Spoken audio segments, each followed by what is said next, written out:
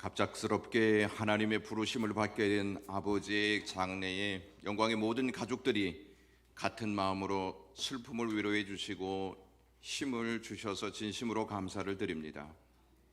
앞으로 아버지의 믿음을 따라 저희 가족들이 사랑으로 하나가 되어 하나님 앞에 충성하는 자세로 살겠습니다. 다시 한번 장례 절차에 함께 해주신 영광의 모든 가족들에게 심심한 감사를 드립니다. 텔레비전에서 방영되는 드라마는 종료를 알리는 드라마와 계속 방영되는 드라마가 있습니다. 종료를 알리는 드라마는 그 다음 이야기가 없음을 알리는 드라마이고, 계속 방영되는 드라마는 그 다음 이야기가 있음을 전제로 방영되는 드라마입니다. 시청자 입장에서 쉽게 끝을 알리는 드라마보다 흥미진진하게 이야기를 계속 전개해 나가는 드라마를 선호할 것입니다. 그러나 흥미진진하게 보는 드라마도 때가 되면 끝을 알리며 막을 내립니다. 성경은 매우 드라마틱한 이야기를 담고 있습니다. 성경의 이야기는 끝날 것 같으면서 끝나지 않고 계속됩니다. 또한 성경의 이야기는 읽어도 날마다 새롭습니다. 그 이야기가 그 이야기 같은데 읽을 때마다 느끼는 감정도 은혜의 깊이도 다를 때가 많습니다. 왜 그럴까요? 성경은 죽은 이야기를 다루지 않고 살아있는 이야기를 언급하기 때문입니다. 죽은 이야기는 우리에게 소망이 되지 못합니다. 누군가 저에게 성경을 다른 말로 표현하면 무엇입니까? 라고 묻는다면 저는 하나님의 심장이라고 답변할 것입니다. 하나님의 심장이 성경 속에서 힘차게 계속 뛰고 있기 때문입니다. 사랑하는 사람의 심장과 사랑하지 않는 사람의 심장은 뛰는 소리가 다릅니다. 사랑은 심장을 박진감 있게 뛰게 합니다. 성경의 핵심 메시지는 내가 너를 사랑한다 하는 하나님의 사랑 고백입니다. 성경은 단순히 문자에 불과하지 않습니다. 성경의 문자는 사랑이기 때문에 살아서 운동력 있게 역사합니다. 그러므로 성경은 모든 시대가 하나님의 사랑을 확인하고 깊이 경험할 수 있도록 은혜를 제공합니다. 구약의 마지막 성경의 자리에 있는 말씀이 말라기서입니다. 말라기의 시작은 하나님의 사랑 고백으로 문을 엽니다. 말라기 1장 2절에 여호와께서 이르시되 내가 너희를 사랑하였노라, 이러한 고백으로 시작됩니다. 하나님의 고백에 대해 이스라엘 백성은 말라기 1장 2절에 주께서 어떻게 우리를 사랑하셨나이까? 라고 반응합니다. 하나님이 그들을 사랑하여 애굽에서 구원해 내시고 약속의 땅을 주셔서 살게 하셨건만 그들은 하나님의 사랑을 의심하고 있었습니다. 그들이 생각하고 있던 하나님의 사랑은 자신들의 상황과 환경이 원하는 대로 좋아지는 것, 이렇게 여겼기 때문입니다. 그러나 그들의 상황과 환경은 그들이 원하는 대로 좋아지지 않았습니다. 그러자 그들은 주께서 어떻게 우리를 사랑하셨나이까? 라고 물었던 것입니다. 우리도 하나님이 우리를 사랑하신다는 말을 말씀을 통해서 매번 듣고 잘 듣고 있습니다. 하지만 내 사정과 형편이 나아지지 않고 계속 고통에 시달린다면 이 모양 이 꼴인데 무슨 하나님이 나를 사랑하시겠어? 라고 생각하기도 합니다. 구약 성경은 이렇게 이스라엘 백성이 하나님께서 어떻게 우리를 사랑하셨나이까? 라는 물음을 남기고 막을 내립니다. 그들의 물음에 대한 하나님의 반응이 신약 성경에서 보란듯이 시작됩니다. 반응하지 않으면 이야기는 계속되지 않습니다. 반응은 이야기가 계속된다는 증거입니다. 신약 성경은 예수 그리스도가 오셨다는 소식으로 문이 활짝 열립니다. 하나님은 그들의 물음에 예수 그리스도를 보내심으로 답하시고 있다는 사실입니다. 예수 그리스도께서 오셔서 그들이 남긴 물음에 요한복음 3장 16절에서 이렇게 말씀하십니다. 하나님이 세상을 이처럼 사랑하사 독생자를 주셨으니 이는 그를 믿는 자마다 멸망하지 않고 영생을 얻게 하려 하심이라. 이렇게 말씀하셨습니다. 그들의 물음에 예수 그리스도께서 직접 대답하시고 어떻게 우리를 사랑하셨는지를 십자가에 달려 죽으심으로 하나님의 사랑을 확증해 주셨습니다. 그런데 십자가의 죽음으로 하나님의 사랑이 끝나지 않습니다. 사랑이 죽음으로 끝나면 그 사랑이 계속될 수 없기 때문입니다. 엄마의 젖은 엄마가 살아있을 때 줄 수 있지만 엄마가 생을 달리하면 엄마의 젖은 더 이상 줄 수 없습니다. 사랑도 살아있어야 계속되는 것이지 죽으면 계속되지 않습니다. 하나님의 사랑이 계속되려면 예수님이 십자가에서 죽으심으로 끝나서는 안 되고 부활하셔야 계속됩니다. 예수님이 사셔야 사랑도 영원하게 됩니다. 예수 그리스도의 사랑이 영원해야 우리에게 영원한 생명을 줄 수 있습니다. 그러므로 부활은 끝이 아닌 하나님의 사랑이 계속된다는 사실을 알리는 복음이 됩니다. 우리는 부활을 죽음에서 일어나는 것 이렇게 생각하고 끝나는 경향이 있는데 이러한 생각은 부활의 의미를 온전하게 이해하지 못하는 것입니다. 죽음에서 일어나신 주님은 죄로 말미암아 죽은 우리를 살리셔서 하나님의 사랑과 생명을 영원히 공급받게 해 주셨습니다. 이것을 믿습니까? 죄는 우리를 죽이지만 하나님의 사랑은 우리를 살립니다. 하나님의 사랑과 생명을 공급받아 살아난 우리는 예수님이 우리에게 원하시는 그 뜻을 알고 그 다음 이야기를 펼쳐가야 합니다. 우리는 지난주에 부활하신 주님을 생각하며 기쁨으로 하나님께 감사의 예배를 올렸습니다. 그리고 계란을 나누어 드렸습니다. 계란을 드릴 때 성도님들의 얼굴에 기쁨의 환한 미소가 있었습니다. 부활의 기쁨은 지난주로 끝나야 하는 것일까요? 만약 부활의 기쁨이 지난주로 끝이 났다면 우리는 부활의 기쁨을 1년에 한 번 경험하는 것으로 끝나는 것입니다. 계속되는 기쁨을 한 번으로 끝난다면 그것만큼 안타까운 일은 없습니다. 우리는 기쁨을 계속 누릴 수 있는 부활의 은혜가 있는 줄로 믿습니다. 부활의 은혜는 멈출 수 없습니다. 주님께서 죽음을 이기시고 살아나셨기 때문입니다. 죽음을 이기시고 살아나신 주님의 사랑을 누가 멈출 수 있겠습니까? 그러므로 우리는 기쁨을 한 번이 아닌 계속 누릴 수 있습니다. 저희 아버지께서 하나님의 부르심을 받았지만 그것이 저희를 절망에 묶어둘 수 없습니다. 슬픔을 딛고 절망의 자리에서 일어날 수 있는 것은 죽음을 이기시고 부활하신 주님의 은총이 있기 때문입니다. 우리에게는 슬픔도 있고 가슴을 후벼 파는 아픔도 있고 고통의 눈물을 흘릴 수밖에 없는 상황도 있고 불안과 염려가 있을 수 있습니다. 그러나 이러한 것들이 우리를 영원히 묶을 수 없습니다.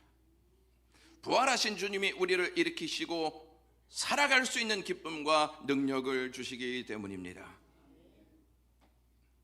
부활은 주님이 무덤에서 나오는 것으로 끝나지 않습니다.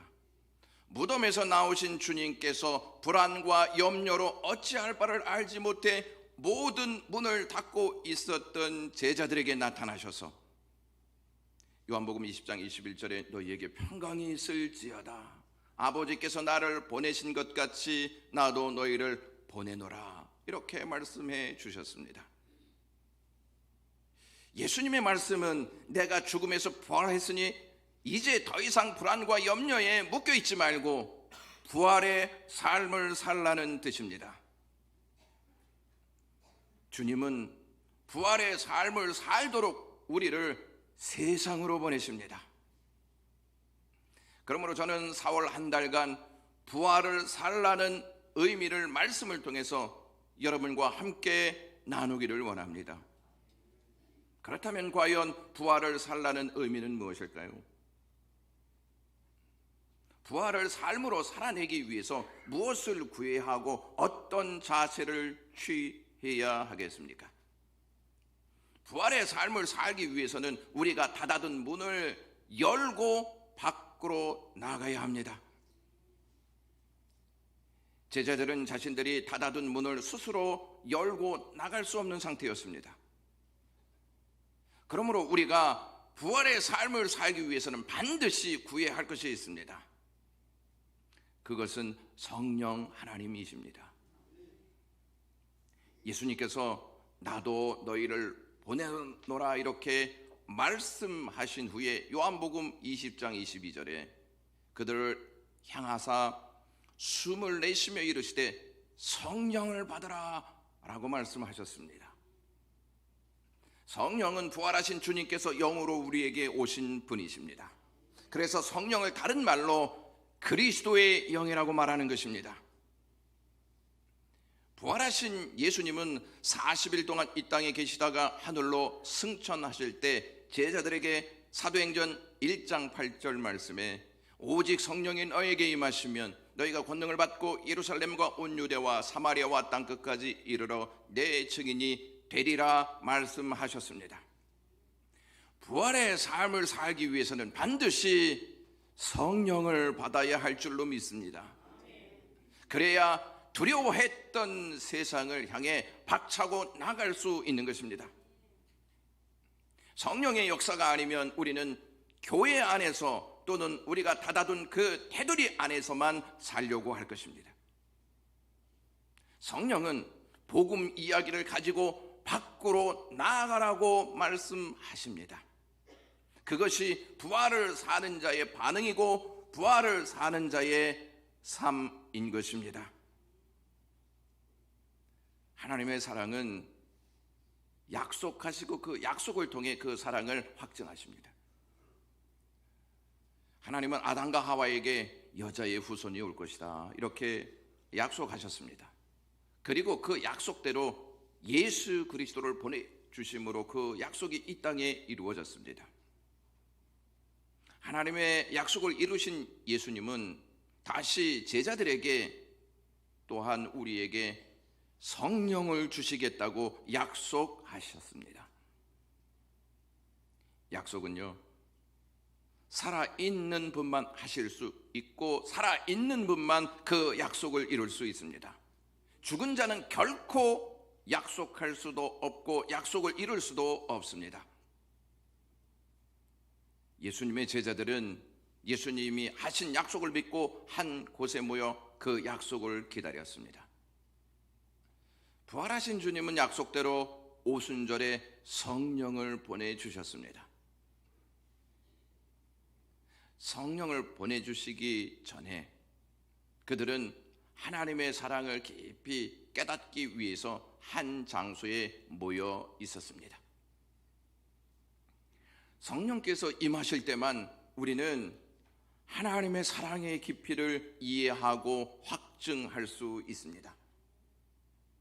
성령 하나님이 아니면 우리는 하나님의 사랑을 알 수도 없고 우리 스스로가 가두어둔 절망과 두려움에서 벗어나지 못합니다. 부활의 삶은 성령을 통하지 않고서는 결코 살아낼 수 없습니다. 그러므로 우리는 매일 성령 하나님을 구해야 할 줄로 믿습니다. 성경을 읽을 때에도, 기도를 할 때에도, 아침에 일어나서도, 바쁠 때에도, 어려움을 당할 때에도, 예측하지 못한 상황이 찾아올 때에도 순간순간 성령 하나님을 구해야 할 줄로 믿습니다. 마가다락방에서 약속을 기다린 이 제자들은요, 가만히 앉아서 기다리지 않았습니다. 제자들은 마가다락방에서 마음을 같이하여 오로지 기도에 힘쓰며 주님이 주실 약속을 간절히 구했습니다. 약속은 간절히 사모하는 자들에게 임합니다. 약속을 간절히 사모하며 구하였던 그들에게 성령께서 강한 바람과 같은 소리를 동반하여 그들이 있는 온 집에 가득 임하였습니다. 그로 인해 예루살렘에 모여있던 사람들이 놀란 나머지 이게 무슨 일이냐며 난리 법석을 떨었습니다. 그때 베드로가 마가 다락방에 있다가 밖으로 나가 소리를 높여 이 일이 있게 된 배경을 자세히 설명하면서 모두 복음 앞에 집중하게 만들었습니다. 베드로는 복음을 두 가지 내용으로 요약하여 정하였습니다. 예수 그리스도가 십자가에 달려서 돌아가셨다. 예수 그리스도가 돌아가신 것은 우리의 죄 때문이다. 이렇게 언급한 다음에 십자가에 달려 돌아가신 예수 그리스도께서 다시 부활하셨다 하는 복음을 증거합니다. 이 복음은 이미 구약 시대부터 약속된 내용이라고 베드로가 밝히면서 이 복음이 지금 예수 그리스도로 말미암아 성취되었다 하는 사실을 알립니다. 우리는 다윗 하면 이스라엘의 가장 위대한 왕으로 알고 있습니다. 그러나 베드로는 오늘 본문 30절에서 그를 가르쳐 선지자라고 알려줍니다. 다윗은 왕인 동시에 선지자였습니다. 선지자는 하나님의 말씀을 대언하는 사명자입니다.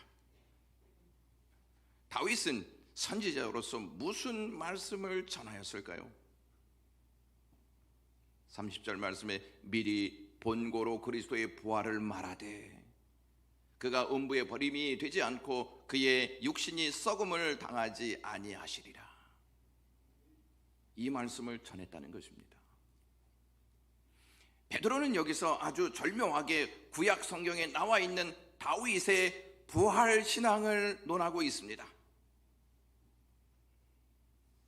히브리서와 로마서 성경을 읽어보면 아브라함이 부활 신앙을 가지고 있었다는 사실을 알게 됩니다. 아브라함은 예수님이 탄생하기 2000년 전에 살았던 사람인데 그가 자기가 사랑하는 외아들 이삭을 잡아서 번제로 나에게 바치라 하는 말씀을 들었을 때 순종했습니다. 왜냐하면 하나님은 이 아들을 통해 수많은 후손들을 주겠다고 약속하셨고 이 아들이 지금 죽으면 하나님이 다시 살리실 것이고 그래서 그를 통해 수많은 후손들이 나올 것이라고 믿었기 때문입니다. 확실한 부활신앙을 가지고 있었습니다. 그런데 그로부터 1000년 후에 다윗이 등장하여 부활신앙을 갖고 있었다는 사실을 아십니까? 그 내용이 바로 오늘 본문에 기록되어 있습니다. 예수님이 오시기 1000년 전에 살았던 인물이 다윗인데 다윗은 믿음의 눈으로 자기의 혈통을 통해 구원자 메시아가 올 것을 미리 보았다는 사실입니다. 이러한 영적 안목을 베드로가 어떻게 갖게 되었을까요? 어떻게 이렇게 말할 수가 있겠습니까? 베드로는 어부였습니다. 행동하는 사람이었지 머리가 잘 돌아가고 똑똑한 사람은 결코 아니었습니다. 개인적인 능력으로 그가 그러한 영적 안목을 가질 수 없었습니다. 우리가 잘 알고 있듯이 그는 예수님을 3번 부인하고 도망했던 인물이었습니다. 그랬던 베드로가 다윗의 부활 신앙을 예수 그리스도의 부활과 연결시키면서 복음을 전할 수 있었던 것은 성령의 능력인 줄로 믿습니다. 성령님이 이렇게 역사하시고 믿음이 생기면 우리의 과거가 제대로 해석되기 시작합니다. 그때 그래서 하나님이 그렇게 역사하셨구나. 이전에 하나님이 그래서 그때 그 일을 허락하셨구나. 지금 벌어지는 일도 그래서 지금 이러한 일이 일어나고 있구나. 그리고 또 앞으로도 이렇게 되겠구나 하고 성령의 역사로 인하여 믿음의 눈으로 볼 때 제대로 해석할 수 있다는 것입니다. 다윗은 천년 후에 자기의 후손으로 오실 메시아의 부활을 미리 보았습니다. 성령께서 미리 보게 하신 것입니다. 다윗의 부활 신앙은 자기 생각에 어림잡아 나온 것이 아니었습니다. 또한 누군가의 이야기를 통해서 들은 것도 아니었습니다.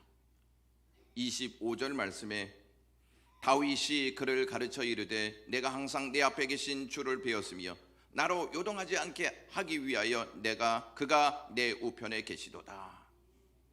그는 항상 자기 앞에 계신 주님을 배웠다고 고백하고 있습니다. 그 고백을 통하여서 부활신앙을 갖게 된 것이고 그 주님이 자신을 한 번도 떠난 적이 없으신 분이시다 하는 사실을 알고 그의 부활신앙이 견고해졌다는 것이죠. 그가 부활신앙을 가지고 인생을 살았을 때 부활신앙 없이 살았던 사람과 차이가 있습니다. 26절 말씀 보시면 내 마음이 기뻐하였고 내 혀도 즐거워하였으며 육체도 희망에 거하리니 라고 고백합니다. 부활신앙을 가진 사람들은 부활을 삶으로 살아내는 사람들은 첫 번째 기뻐하면서 삽니다. 부활신앙을 가진 다윗은 기쁜 일만 있었을까요? 그는 사울에 의해 도망하는 삶을 살았기 때문에 많은 눈물을 흘리는 날도 있었을 것입니다. 자녀들의 싸움과 다툼으로 인해 고통스러운 나날도 보냈습니다. 오해를 당하는 일도 많았고 여러 가지 실수로 인해 나라가 질병에 의해 고통을 당하기도 했습니다. 또한 수치스러운 일도 경험하기도 했습니다. 그의 삶은 기쁜 날보다 고통스럽고 혼란스러운 일이 더 많았습니다. 그는 우리와 전혀 다른 상황에서 삶을 살았던 인물이 아니고 우리와 똑같은 상황에서 우리보다 더 힘든 삶을 살았던 사람이었습니다. 그런데 어찌하여 그는 기뻐했을까요? 다윗이 기뻐할 수 있었던 것은 다름 아닌 부활신앙이었기 때문입니다. 제가 아버지를 갑자기 여의고 절망에 갇혀 슬픔의 자리에 주저앉아 있지 않고 위로를 받고 일어설 수 있었던 것은 부활의 은총이 있었기 때문입니다. 부활의 은총이 없으면 저는 절망에 갇혀 슬픔의 자리에서 주저앉아 일어날 수 없었을 것입니다. 부활을 사는 사람들은 절망 중에서도 하나님이 주시는 기쁨을 바라보며 이겨낼 줄로 믿습니다. 두 번째, 다윗은 마음이 기뻐하였을 뿐만 아니라 혀도 즐거워했다고 말합니다. 그 입술에 하나님의 영광이 있다고 다윗은 여러 시편을 통해서 고백합니다. 부활신앙을 가진 우리가 우리의 혀에 어떠한 말들이 나오는지 체크하셔야 합니다. 여러분은 주로 무슨 이야기를 하면서 사십니까? 교회에 오기 전까지 어떠한 말들을 하셨습니까? 어떤 사람은 혀가 저주로 가득 찬 사람이 있습니다. 어떠한 사람은 항상 욕으로 가득 찬 사람이 있고 어떠한 사람은 항상 불평으로, 어떠한 사람은 항상 남을 비판하는 말을 하면서 삽니다. 그러니까 그의 혀에는 하나님의 영광이 없습니다. 즐겁지도 않습니다. 행복하지도 않습니다. 우리가 하는 말들이 부활을 사는 자들의 입술인지 점검해 보아야 한다는 말씀입니다. 주님은 하나님과 원수된 우리를 하나님과 하나 되게 하시려고 십자가에서 모든 저주를 다 받으시고 우리에게 찾아오셔서 하시는 말씀이 분노가 아니었습니다. 저주를 쏟아붓지 않으셨습니다. 부활하신 주님은 자신을 부인하고 저주하고 도망하였던 제자들에게 나타나셔서 너희에게 평강이 있을지어다 라고 말씀하셨습니다. 이처럼 예수님이 허물과 죄로 죽은 우리, 하나님과 원수된 우리에게 하시는 말씀이 너희에게 평강이 있을지어다 라고 말씀하십니다. 부활하신 은혜를 경험한 베드로는 성령에 충만하여 자신들을 조롱하는 자들에게 예수 그리스도의 복음을 전하는 입술이 되었습니다. 우리의 혀는 영적 온도계인 동시에 영적 온도 조절기입니다. 즉 지금 내가 무슨 말을 하고 있는지를 보면 내 영적인 온도를 측정할 수 있다는 것입니다. 지금 내 영적 상태가 어떤지를 내가 말하는 것을 통해 정확히 알 수 있습니다. 영적 온도계가 우리의 입술을 통해서 많은 사람들에게 알려줄 수 있습니다. 그런데 동시에 혀는 내 영적 온도 조절기가 되기도 합니다. 너무 더우면 시원하게, 너무 추우면 덥게 할 수 있는 온도 조절기인데 내가 무슨 말을 하느냐에 따라 내 영적 상태가 달라질 수 있다는 것입니다. 그래서 우리의 혀가 매우 중요하다는 것입니다. 혀로 무슨 말을 하고 있는가를 매일매일 체크하고 매일매일 점검하면서 나는 과연 부활 신앙인답게 삶을 살아가고 있는지를 생각하셔야 합니다. 의도적이라도 즐거운 말을 하여야 하고요, 감사의 말을 해야 합니다. 감사의 말을 하는 게 굉장히 중요합니다. 부활의 은총을 믿고 경험하는 자는 하나님을 영화롭게 하는 말들을 한다는 것이죠. 불평과 원망이 아닌 기쁨과 즐거움으로 하나님을 높이며 복음의 말들을 해야 합니다. 세 번째, 다윗은 육체도 희망에 거한다고 고백합니다. 사실 육체는 다 썩습니다. 생명이 떠난 순간부터 썩기 시작합니다. 그런데 그런 육체의 희망이 있다는 말은 부활을 믿었다는 것입니다. 새로운 몸으로 변화되고 영광스러운 몸으로 부활할 것을 다윗은 믿었다는 것입니다. 그래서 우리 육체에 희망이 있고 우리는 소망을 가지고 살아갈 수 있는 은혜가 있습니다. 다윗이 미리 보았던 그리스도에 대해서 베드로는 32절에 하나님이 말씀하신 대로 하나님이 그분을 살려주셨고 우리가 다 이 일의 증인이다 라고 말하고 있습니다. 1000년 전에 다윗이 보았고 1000년 후에 베드로가 보았습니다. 예수 그리스도의 부활을 보았다는 것이죠. 예수 그리스도를 만났다는 것입니다. 이게 얼마나 놀라운 역사입니까? 성령의 역사로 다윗이 예언한 사건을 베드로가 친히 목격하고 증인이 되었다는 말씀입니다. 베드로만 그런 것이 아니라 우리도 예수 그리스도의 부활의 증인자들인 줄로 믿습니다. 베드로는 예수를 하나님이 살리셨다, 다윗이 말했던 그 부활이 바로 지금 우리 때에 이루어졌다, 우리가 그 일의 목격자이고 증인이다, 이렇게 선포하고 있습니다. 베드로와 사도들은 예수 그리스도의 십자가 처형을 직접 목격하고 경험한 자들이었습니다. 예수 그리스도가 십자가에 달리실 때 요한을 빼고 다 도망갔습니다. 너무 두렵고 희망이 다 끊어졌기 때문입니다. 그들은 이제 모든 것이 다 끝났다 이렇게 생각했습니다. 예수님의 제자들은 예수님 부활했다는 소식을 듣고 예수님을 만나고서도 옛날 직업 업으로 돌아갔습니다. 이 말은 과거로 돌아갔다는 말입니다. 성령을 받지 않으면 우리는 항상 과거로 돌아가는 습관에 사로잡혀 가기 쉽습니다. 과거의 자리로 돌아간 그들은 어찌할 바를 알지 못하였습니다. 그런 그들에게 예수님께서 다시 찾아가십니다. 왜 찾아가시냐면 다시 은혜를 베푸시기 위해서 찾아가십니다.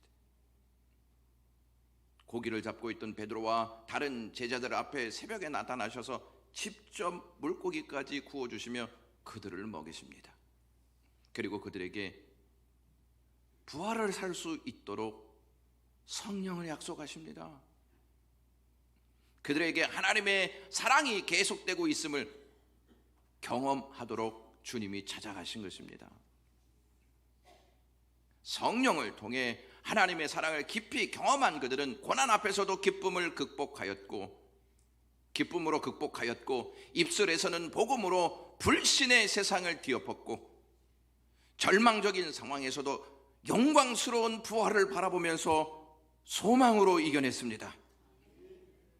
이러한 은혜야, 이러한 삶이 저와 여러분들에게 있기를 주님의 이름으로 간절히 축원합니다.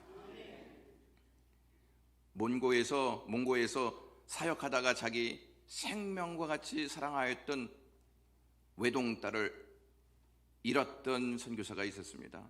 그 선교사님은 자기 딸을 무덤에 장사 지낸 후에 하늘이 무너지는 듯한 슬픔을 안고 집으로 돌아왔습니다. 지쳐 잠이 들었는데 놀라운 꿈을 꾸고 그 슬픔이 사라졌습니다. 꿈속에서 그 선교사가 자기의 딸이 무덤 앞에 서 있는 모습을 보았습니다. 갑자기 하늘이 황금빛으로 물들며 빛나는 광채 속에 예수님이 나타나셨습니다. 첫 번째 나팔 소리가 들리니 모든 성도들이 무덤이 흔들리면서 열리고, 두 번째 나팔 소리가 들리니 죽은 자리 다 살아나 묘 앞에 서 있고, 세 번째 나팔 소리가 들리니 순식간에 성도들이 하늘로 올라가는데 사랑하는 자기 딸도 그들 틈에 있음을 생시처럼 뚜렷이 볼 수 있었습니다. 그 영광스러운 광경을 목격하게 되자 가슴이 찢어지는 듯한 슬픔이 일시에 사라지고 기쁨이 충만해져서 아무런 괴로움도 없이 계속하여 복음 증거자가 되었다고 합니다. 러시아에서는 부활절이 되면 아침 해가 따하게 떠오르지 않습니까? 그러면 사람들이 거리에 나가 서로 이런 인사를 한다고 합니다. 그리스도는 부활하셨습니다. 이 소식을 전하고 인사하는 것이 그들의 풍습이 되었습니다.